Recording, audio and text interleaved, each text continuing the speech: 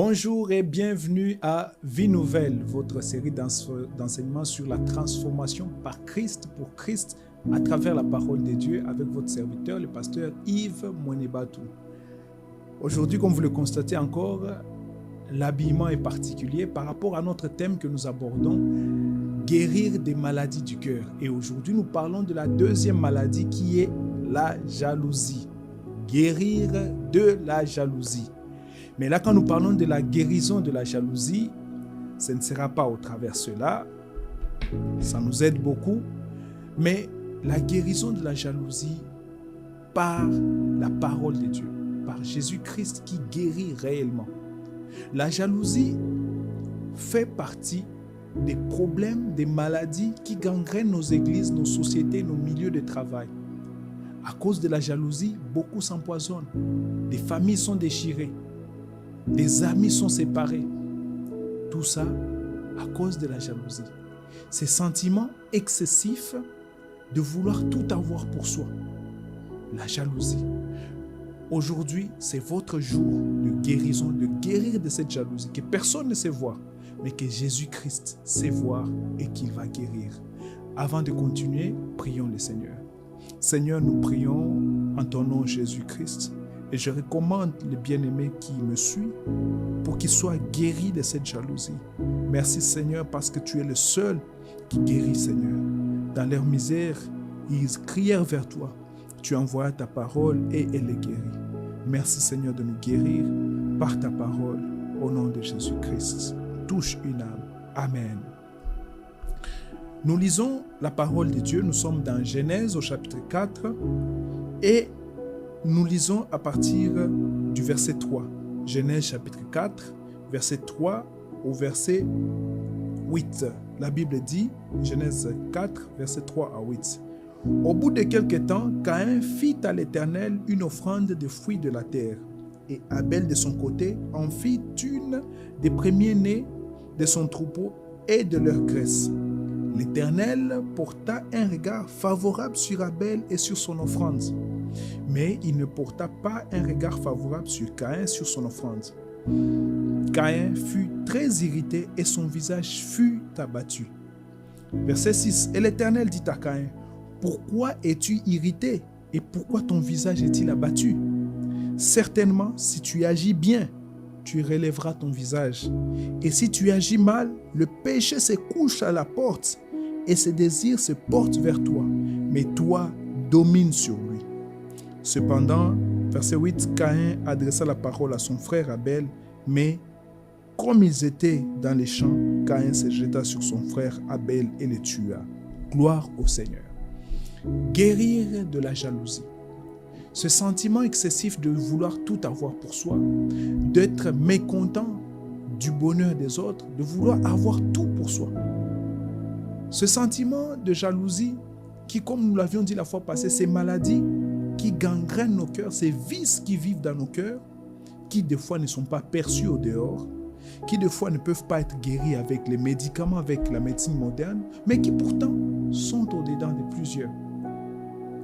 Et c'est de cela que nous parlons. Aujourd'hui, nous parlons de la jalousie. Nous avions dit la fois passée que beaucoup de ces maladies vont ensemble.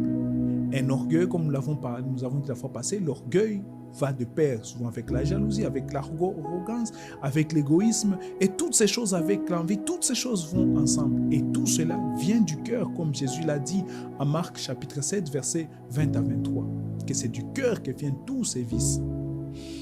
Aujourd'hui, nous parlons de la jalousie. Il est important pour guérir bien-aimé de reconnaître son mal, de reconnaître cette jalousie qui habite en nous. Ce mal que vous avez quand vous voyez des frères autour de vous être élevés. La considération qu'on a envers les autres frères, que vous aurez bien voulu avoir, mais que malheureusement vous n'avez pas. Vous n'êtes pas content que ça aille mieux chez les autres. Laissez-moi vous dire d'entrée de jeu que c'est des choses qui arrivent du fait de notre nature adamique, de notre nature pécheresse. Naturellement. Quand j'évoluais pendant mes études, Dieu m'a fait grâce. Je me débrouillais très bien dans mes études. Et avant, je me posais des questions de comment ça faisait que les gens soient jaloux.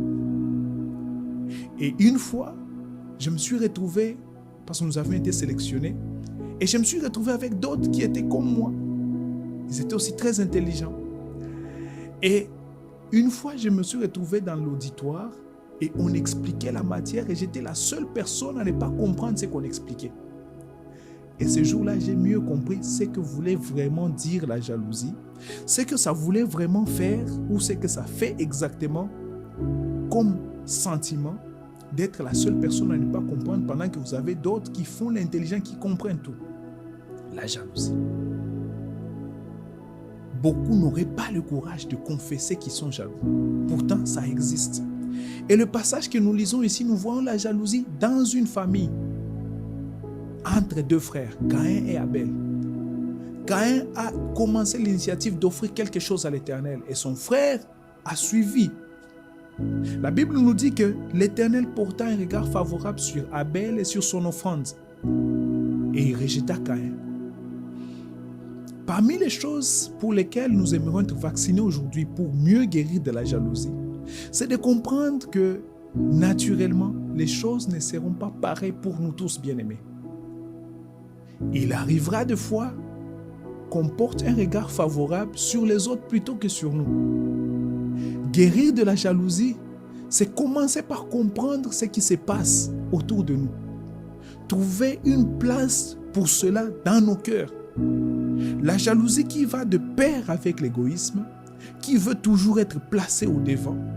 Le jaloux a du mal à se mettre en conscience que des fois l'attention ira chez les autres et il veut avoir toute son attention pour lui-même. La Bible dit, Dieu porta un regard favorable sur Abel et sur son offrande et il rejeta Caïn. Et c'est ce qui se passe.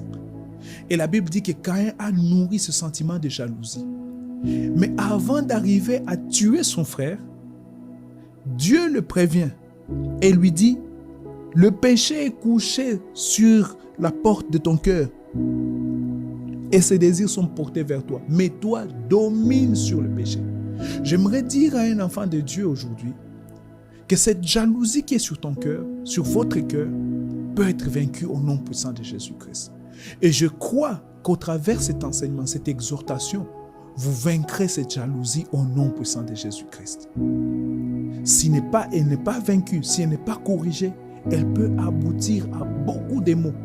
Voilà pourquoi beaucoup s'empoisonnent, beaucoup se tuent, beaucoup sont même arrivés à faire des faux témoignages à cause de leur jalousie. Voyez ce que Caïn est arrivé à faire, à tuer son frère. Mais Dieu l'a prévenu.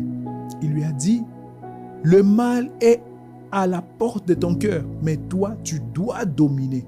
J'aimerais encourager un enfant de Dieu pour lui dire que la jalousie n'est pas une fatalité. Ce sentiment qui est en vous, qui vient de la chair, peut être vaincu. Mais pour être vaincu, il nous vaut mieux comprendre comment elle marche.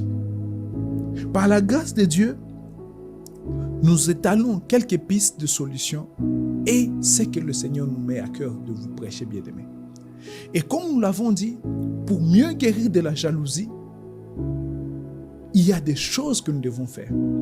Il y a des choses que nous devons comprendre. Et Dieu dit à Caïn, si tu agis correctement, tu relèveras ton visage. Pourquoi es-tu irrité? Pourquoi es-tu abattu? Bien-aimé, la nature ne nous offrira pas toujours les mêmes conditions. La Bible dit que Dieu porta un regard favorable sur Abel. Il y a beaucoup à dire là-bas. Abel, symbole de la foi, la pureté du cœur. Il y a beaucoup à dire, mais retenons pour aujourd'hui cet aspect-là. Dieu porta un regard favorable sur Abel et sur son offrande, il rejeta Caïn. Le fait que l'attention soit portée sur d'autres personnes que nous ne nous empêche pas, bien-aimés, à bien faire les choses. Un des grands problèmes que nous avons et qui fait à ce que la jalousie grandisse dans nos cœurs, c'est parce que nous ne faisons pas bien les choses des fois, bien-aimés. Beaucoup ne font pas bien les choses. Et la triste réalité, c'est que nous ne faisons pas bien les choses, mais nous voulons que les choses marchent mieux en notre faveur. Bien-aimé dans le Seigneur, ce ne sera pas le cas. Dieu dit à Caïn, en d'autres termes, j'ai porté regard sur Abel parce qu'Abel a bien fait les choses. Abel m'a offert une offrande avec foi, avec pureté de cœur. Mais toi, tu ne m'as pas offert de cette même manière. Bien-aimé dans le Seigneur, faisons bien les choses. Une des raisons pour lesquelles nous tombons dans des jalousies inutiles, où nous allons même jusqu'à nous empoisonner, c'est juste parce que nous ne faisons pas bien les choses. Comme nous l'avons dit à une de nos prédications, vous êtes appelés à ce grand ministère, mais vous ne fournissez aucun effort pour la préparation de vos messages. Vous ne passez pas du temps dans la prière. Vous ne vous disciplinez pas. Allez-vous en vouloir à celui qui est puissamment utilisé par le Seigneur? Faites bien les choses, bien-aimés, vous en sortirez bien. Vous n'étudiez pas correctement. Allez-vous en vouloir à celui qui a de bons résultats? Étudiez, vous aurez des résultats. Le principe, c'est que les résultats suivent par rapport au travail. Mais vous ne faites pas bien les choses, bien-aimés. Beaucoup sont négligents. Vous êtes négligents. Quand il faut étudier, vous êtes dans autre chose. Quand on vous donne des opportunités pour devenir quelqu'un dans la société, vous ne faites pas, vous ne profitez pas. Chers élèves, on vous paye les études, mais vous utilisez cet argent de Minerval pour faire autre chose. Vous faites l'école buissonnière. Bien-aimés dans le Seigneur, ne soyez pas jaloux le lendemain quand les autres vont s'épanouir dans la vie. Ma sœur en Christ, combien d'opportunités avez-vous eues? Tous ces frères qui viennent vous solliciter pour devenir vos fiancés. Mais vous êtes tellement sélectif, vous rejetez, vous parlez à tout le monde comme bon vous le semble, et vous vous inquiétez qu'après, à la quarantaine, vous n'ayez pas de prétendants. C'est votre langage, vous ne faites pas correctement les choses. Bien-aimés, nous voulons lutter contre la jalousie. Apprenons à bien faire les choses. Apprenons à bien faire. Dieu dit à Caïn, si tu agis correctement, pourquoi es-tu irrité? Pourquoi ton visage est-il abattu? Si tu agis bien, tu relèveras ton visage. Beaucoup ne relèvent pas leur visage parce qu'ils n'agissent pas bien. Au travail, vous êtes le négligent au travail. Quand l'autre sera élevé, diriez-vous qu'il est dans des sciences occultes? Arrêtons, bien-aimés, poussés par la jalousie, d'associer l'excellence au monde occulte. L'excellence en Dieu existe. La Bible dit que Dieu a oint Betsalel et Oholiab pour des travaux artistiques, pour la construction du tabernacle. L'excellence existe en Christ, bien-aimé. Faisons bien les choses. Vous êtes appelé au ministère de chant, mais vous ne répétez jamais, vous ne pratiquez jamais. Et vous voulez à cette grande manifestation qu'on vous ressorte au dehors. Faisons bien les choses, bien-aimés. Dieu dit, si tu agis bien, agissons bien, bien-aimés, et nous relèverons notre visage. Quand vous agissez bien, Dieu est fidèle. Quel est cet ouvrier juste et fidèle qu'on trouvera à son poste? Vous n'êtes pas loyal. Que voulez-vous, bien-aimés? Nous voulons lutter contre la jalousie. Faisons bien les choses, bien-aimés. La Bible dit, et si tu agis mal, le péché est couché à la porte. Et ses désirs se portent vers toi. Mais toi, domine. Il y a une action de notre part. Une des façons, bien aimées, de lutter contre cette frustration que nous apporte la jalousie, c'est de bien faire les choses. Que les résultats soient ce qu'ils seront, mais rassurons-nous, bien aimés, d'agir bien, de bien faire, d'être là où nous devrions être à l'heure qu'il faut, de servir qui nous devrions servir de la bonne manière. Et la deuxième chose, la deuxième clé que nous aimerions partager en ce numéro bien-aimé, c'est d'être conscient des réalités que la vie nous offre, bien-aimé. Tout ne sera pas toujours pareil pour tout le monde. Il nous vaut mieux être vacciné aujourd'hui, bien-aimé. L'un des problèmes que nous avons qui nous mène à cette jalousie qui nous frustre, bien-aimé, c'est que nous sommes habités aussi par l'égoïsme, bien-aimé. Nous voulons toujours être les meilleurs en tout. Laissez-moi vous vacciner, bien-aimé. Laissez-nous nous vacciner aujourd'hui, qu'il arrivera des fois où nous ne serons pas toujours meilleurs. Nous sommes dans la maison de Dieu. Chacun a sa grâce, chacun a son don. Ne nous envions pas les uns les autres. Soyons contents de ce que nous avons comme grâce. La Bible dit dans Romains chapitre 12, il donne à chacun selon la mesure de foi. Nous n'avons pas tous les mêmes dons. Nous ne serons pas toujours les meilleurs. L'une des choses qui rend les gens jaloux, c'est parce qu'ils ont ce sentiment de vouloir toujours être les premiers partout. Je vous ai donné mon exemple. Il y aura meilleur que vous. Il arrivera qu'il y ait des gens qu'on apprécie plus que vous. Vous êtes tous des disciples de Jésus-Christ. Vous êtes tous des apôtres. Mais même parmi les apôtres, il y avait le disciple que Jésus aimait le plus. Il y aura toujours des gens. Bien-aimés dans le Seigneur, c'est ainsi est faite la vie, bien-aimés dans le Seigneur. Il y aura toujours un disciple que Jésus aimera le plus. Il y aura toujours parmi les collègues celui que le patron, le chef aime le plus. Même dans les départements, c'est naturellement humain, bien-aimé. Soyons vaccinés qu'il y aura des gens qu'on aimera le plus, qu'il y aura des Pierres à qui on donnera les clés. Il y aura aussi des Barthélemy, bien-aimés, qu'on mentionne peut-être pas. Il y aura des Thaddée. Tout le monde ne sera pas Pierre. Tout le monde ne sera pas Jacques. Tout le monde ne sera pas Jean. Tout le monde ne sera pas Matthieu. Tout le monde n'écrira pas des livres. Tout le monde ne sera pas le grand Paul. Acceptons ces choses. Que suis-je en train de dire? Suis-je en train de nous inciter à la médiocrité? Non, bien-aimé. Mais je suis en train de nous présenter Dieu qui fait grâce à qui il fait grâce et Dieu qui reste souverain. Le fait que vous n'êtes pas Jean, le disciple que Jésus aime le plus, ça ne vous empêche en rien d'être le Barthélemy qui fait partie des 12 disciples. Bien-aimé, tout le monde n'est pas appelé à être prophète des nations. Il y aura des prophètes majeurs, il y aura aussi des prophètes mineurs. Il y a Daniel qui siège dans la haute cour avec les rois. Il y aura aussi Amos qui était derrière son troupeau. Mais est-ce pour autant qu'Amos n'est pas prophète? Loin de là. Mais acceptons aussi notre situation, bien-aimée. En acceptant la grâce de Dieu en nous, en acceptant la grâce de Dieu dans les autres, ça nous aidera de moins en moins à succomber aux affres, à toutes ces choses mauvaises auxquelles la jalousie nous expose et nous conduit.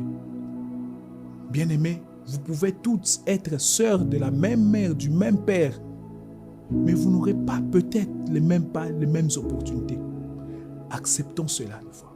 Non pas que Dieu nous ait rejetés, mais acceptons que des fois les choses seront comme cela. Il y aura des fois où l'offrande de Caïn sera rejetée et Abel sera apprécié. Ça n'enlève en rien la grâce de Dieu en vous. Acceptez la réussite des autres. Faisons bien les choses.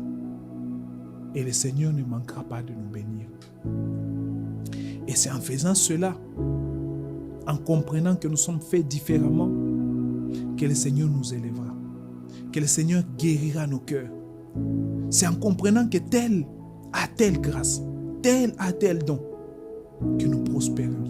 Mais si nous voulons être tout, partout, au même moment, alors la jalousie va nous enterrer, bien-aimés. Alors nous arriverons jusqu'au point de calomnier les uns contre les autres, juste parce que nous voulons bien paraître. Et pour clôturer, j'aimerais revenir à mon témoignage. Quand j'ai évolué dans mes études, j'étais habitué à exceller, à être toujours le premier. Et comme je l'ai dit au départ, il est arrivé quand même un moment placé avec tous les autres premiers. Et là, je me suis rendu compte que vous pouvez tous être premiers, mais il y en a qui sont meilleurs. Il y en a qui comprennent mieux certaines réalités. Et là, j'ai appris à m'humilier et à demander des explications aux autres. À comprendre qu'on a des grâces différentes. Mais ces grâces différentes, ce n'est pas pour que nous soyons toujours les meilleurs, mais pour que nous nous humilions, que nous apprenions des autres. Êtes-vous jaloux aujourd'hui? Jésus-Christ veut vous guérir. Et je crois que par sa parole aujourd'hui, il vous guérit. Prions ensemble. Seigneur, nous venons te dire encore merci pour cette jalousie que tu guéris de nos cœurs, Seigneur. Merci pour cette âme que tu as guérie, pour cette vie que tu as restaurée. Je prie et je te glorifie, Seigneur, pour ce message qui atteint des multitudes, pour ta seule gloire et pour notre grand bien. Au nom puissant de Jésus-Christ. Merci, Maître. Merci, Seigneur. Amen. Que le Seigneur vous bénisse encore. C'était votre serviteur, le pasteur Yves Monebatu de l'église Vie Nouvelle en Jésus-Christ. Nous prêchons la transformation par Christ, pour la nouveauté de vie qui n'est qu'à possible qu'en Jésus-Christ. Que le Seigneur vous bénisse et à la prochaine pour notre série d'enseignements Guérir des maladies du cœur. Que le Seigneur vous bénisse et à la prochaine.